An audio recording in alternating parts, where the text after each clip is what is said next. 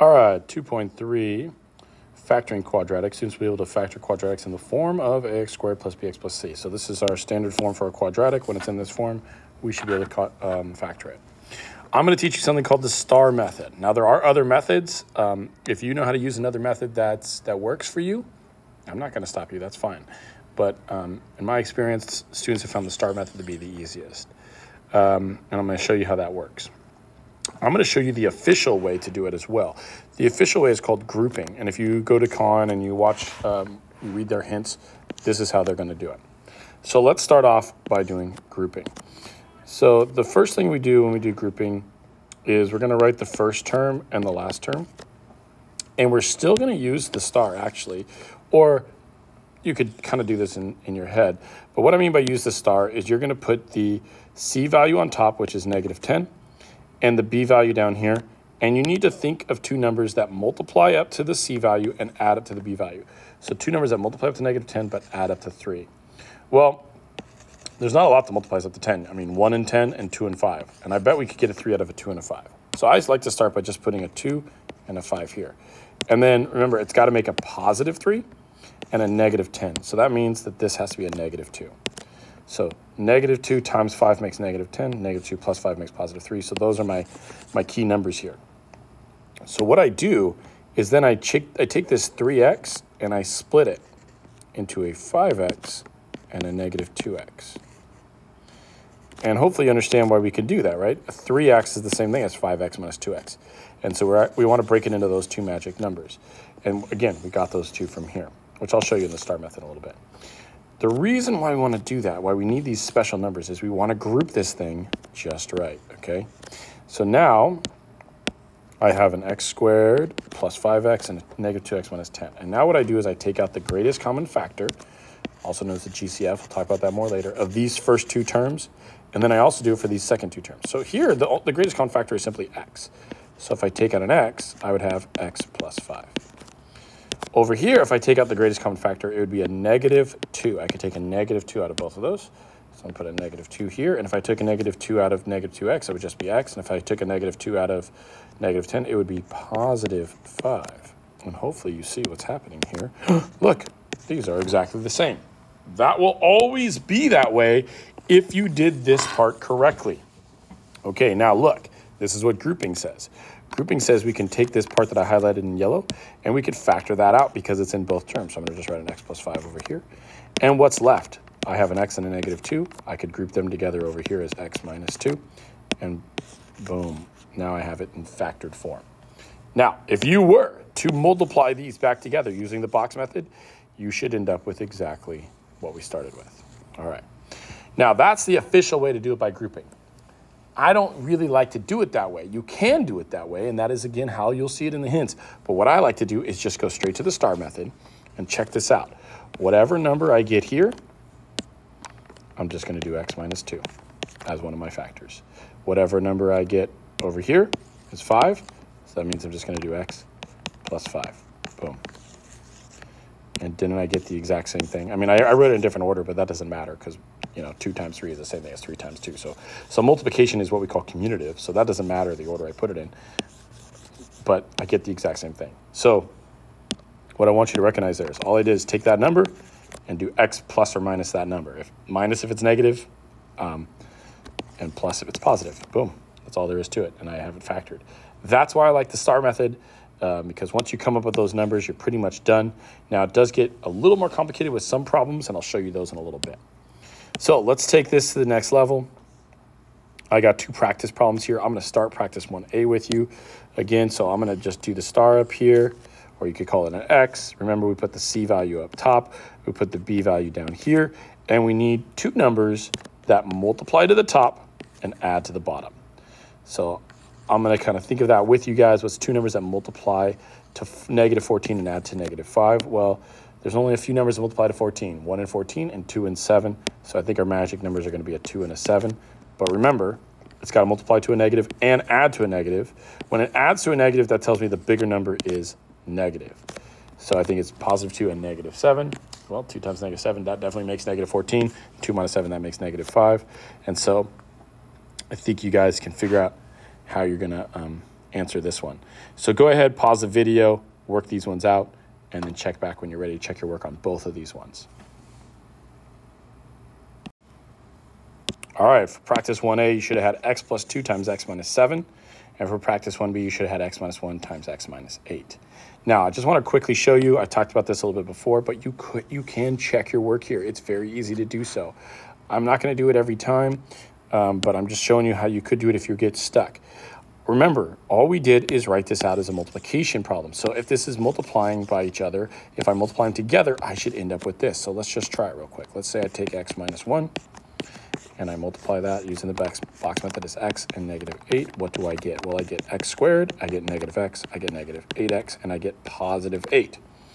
Those are like terms, so I add those together. I get x squared minus 9x plus that positive 8. Look, I ended up with the exact same thing I started with. That's how I know I did it right. You can always do that to check your work, and I really encourage you to do that, especially as this is a new concept for you. Okay, so now we're going over here to example 2, and now it's getting a little bit more complicated because now our a value, if you look here, your a value is always just 1, okay? Right, there's like a 1 there that we don't even see, right? A coefficient of 1. Same thing up here, a coefficient of 1. But what do we do if the coefficient is not 1? Well, we call that the leading coefficient, by the way, the leading coefficient. We have a little bit more advanced star method here, and I have some steps here that I'm going to explain, and I want you to follow along with them. So now you're going to not just put C up top, you're going to put A times C, and we're going to add in this other line, and we're going to divide by our A value. And if you think about it, since our A value is always 1, we really were already putting A times C up here, if you think about that, right? Because 1 times negative 14 is negative 14. 1 times 8 is 8. So we were always doing this. We just didn't have to think about doing it because 1 times anything is itself. So let's take a look at this. I'm going to put it into this star right over here with this problem. So negative 2 times 30, that's negative 60. I'm still going to put a negative 7 down here. I'm going to put a negative 2 here and a negative 2 here. All right. I need two numbers that multiply up to negative 60 and add up to negative 7. See, we did the multiply and see. Now we're trying to find your initial factors. So let's take a look at this and let's think about this. Sometimes I don't see the numbers right away. And so what I like to do is I like to just start listing numbers that I know multiply up to 60. I'll deal with the negative part later. But what are numbers that multiply up to 60? Well, I know 1 and 60 does. And I'm just going to keep going up. Well, that means 2 and 30 does. 3 and 20 does. Does 4 go into it? Yeah, I think it's 4 and 15. It's 5 and 12. 6 and 10. 7 doesn't go into it. 8 doesn't go into it. 9 doesn't go into it. The next one would be 10, and I already have 10 listed here, so I have listed all the factors. Now what I like to do is I like to just think, okay, out of these ones, which one can I get to a negative 7 with? I think I could get to a 7 with a 5 and a 12. So I'm going to put a 5 and a 12 here, but I'm not quite at negative 7 or negative 60 yet. Now let's think about the negatives.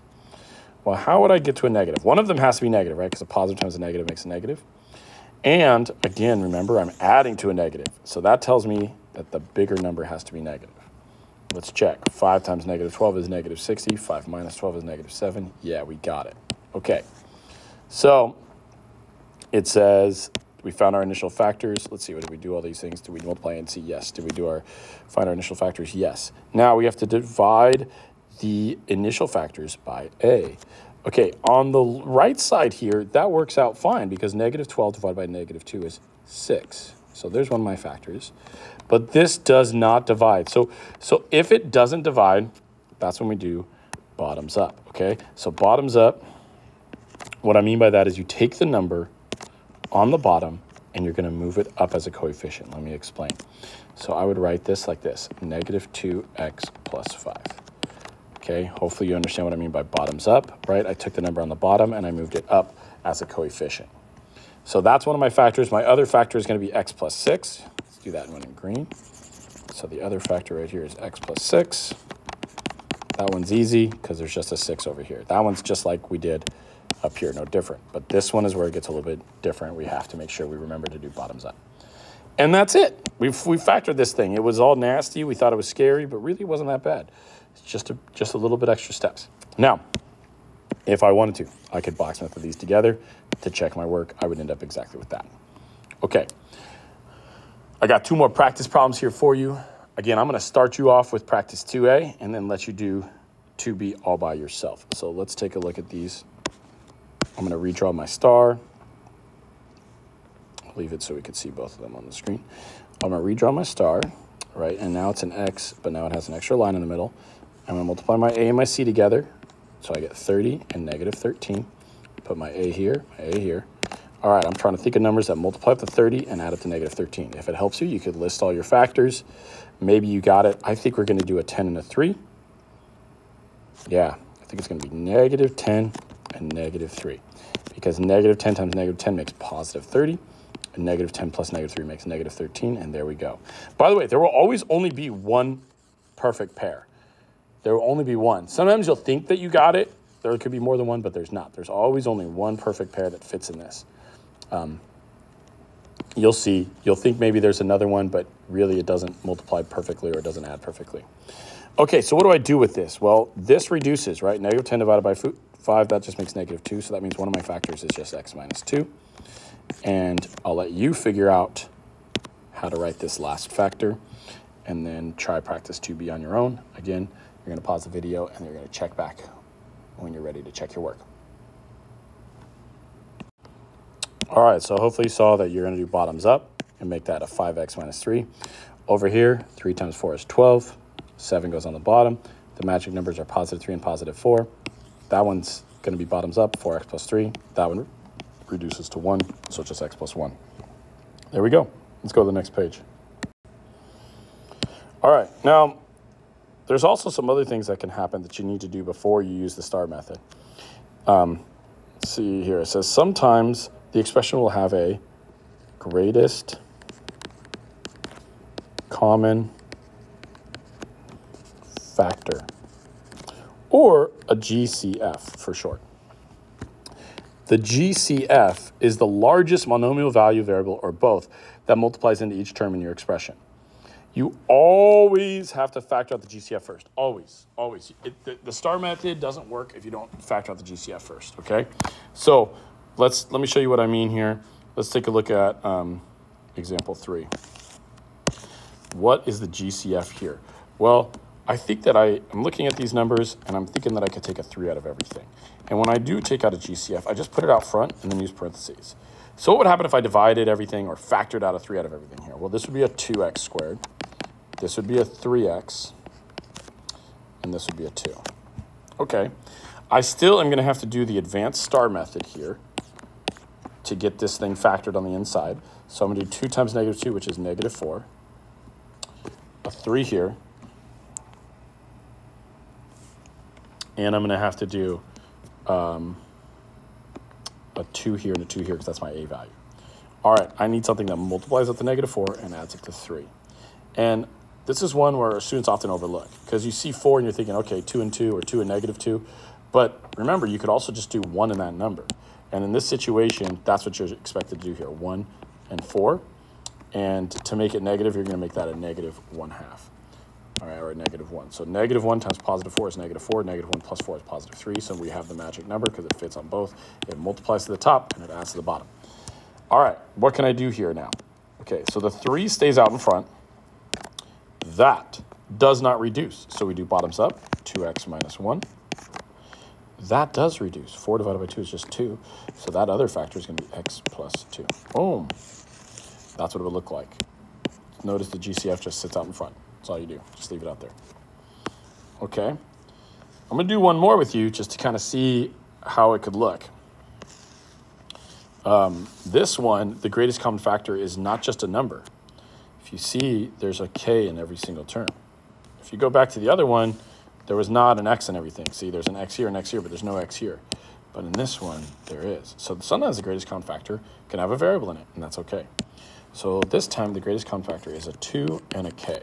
And I'm going to factor that out of everything. 20 divided by 2 is 10. And k cubed divided by k is k squared. Then I have negative 2 divided by 2 makes negative 1. And again, we don't really write the 1.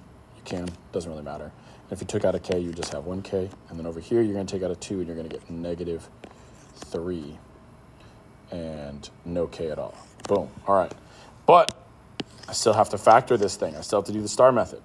So let's go do my advanced star method because this number is bigger than a. No big deal, easy peasy. 10 times negative 3 is negative 30. The negative 1 goes here. I'm going to divide by 10, divide by 10. I need something that multiplies up to negative 30 and adds up to negative 1. You can think about it for a little bit. I think it's going to be 6 and 5 because 6 and 5 multiply up to 30 and they're 1 away from each other. So I think those are going to be my magic numbers. Let's put a 6 here, a 5 here. And I think the 6 has to be negative, again, because this adds up to a negative. So negative 6 plus 5 is negative 1. Negative 6 times 5 is negative 30. I think we're good to go here. Now, remember, we have to reduce if we can reduce. This reduces. We could take a 2 out of both of these and make this negative 3 over 5. And if I go over here, this reduces also. 5 over 10 goes down to 1/2. You always have to reduce. Both of these are fractions, so both of these are going to be bottoms up, and that's okay. So I'm going to write the 2k out front, and then in parentheses, I'm going to have my 2 binomial factors. Negative 3/5, I would write that as 5. It's a k, not an x in this situation. 5k minus 3, bottoms up, right? The 5 becomes a variable. And then 1/2, I'm going to write as 2k plus 1. And there we go. Now, if I wanted to check something like this, I would do box method here, and then I would distribute the 2k to everything. So if you did box method of just this part, you'd end up with this. And then what you could do is you could distribute that to everything, and you'd end up with your original answer. That's how you could check your work on that one. All right, we're looking good. We're looking good. Okay, I got one here to practice, but I do want to give you a little bit of a head start on this one. It says, remember, you have to factor out the GCF first, and sometimes the GCF is just negative 1. In fact, a good habit is anytime the leading coefficient is negative, I would take a negative out of everything. It's just going to make your life easier. Even if the other ones aren't negative, like if this was positive, positive, I would still just make my a GCF at least a negative 1. So in this situation, we're going to take out a negative 1. All right, if I take a negative 1 out of everything, everything on the inside turns positive. And now look, your leading coefficient is just a normal old positive 1, and this is actually really easy to do. So I want you to pause the video, give it a shot, and see if you could factor the rest of this completely.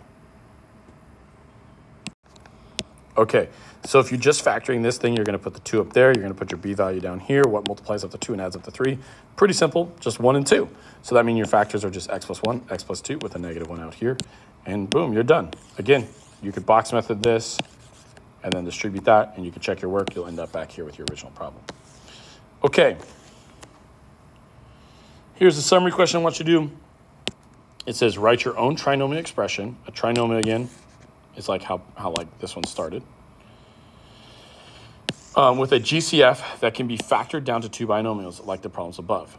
Here's a hint of how to do this. Start with a GCF and 2 binomials, multiply them all together using box method and distribution, and bam, you'll have your problem. So I want you to create a problem, but really you want to start with the answer. That's the easiest way to make these problems.